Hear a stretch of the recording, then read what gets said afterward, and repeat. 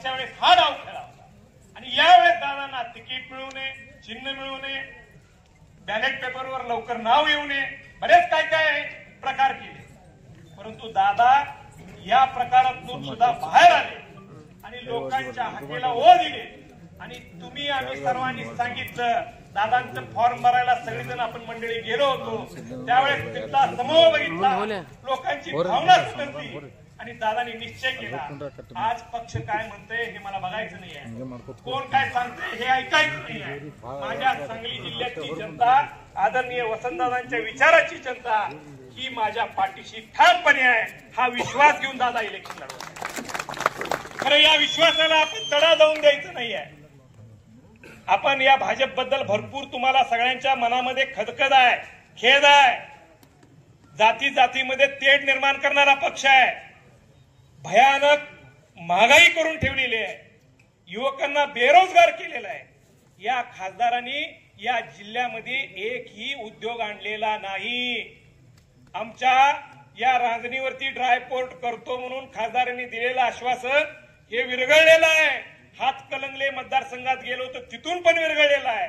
म्हणजे केवळ आश्वासनं देण्याची कामं या 10 वर्षात या संजय काका पाटलांनी केलेली.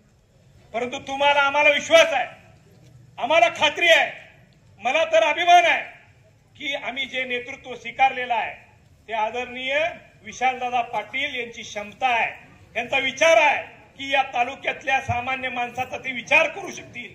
ते वसंतदादांचं रक्त आहे. त्यामुळं नक्कीच येणाऱ्या काळामध्ये आपण दादांना खासदार म्हणून निवडून द्यायचं आहे. जसं आमदार म्हणून आपण आमचे नेते विक्रमदादांना निवडून दिलं, विक्रमदादांनी विधानसभेमध्ये आपले प्रश्न मांडले, वेळोवेळी सगळ्या सभागृहात त्यांनी प्रश्न मांडले. तशाच पद्धतीनं येणाऱ्या भविष्य काळामध्ये आपले प्रश्न देशाच्या या सर्वोच्च सभागृहामध्ये विशालदादा मांडतील हा विश्वास आम्हाला आहे. आणि या विश्वासास पात्र राहून आम्ही दादांच्या मागे ताकद उभी करायची आहे. वेळ वाया घालवायचा नाही. सगळ्यांना सांगायचं आहे, चिन्ह नवीन आहे, पाकिट चिन्ह आहे, लिफाफा हे चिन्ह आहे. आपण सर्वांना सांगायचं आहे. मगाशी सरांनी सांगितल्याप्रमाणे 2 बॅलेट पेपर असणार आहेत, मशीन्स असणार आहेत.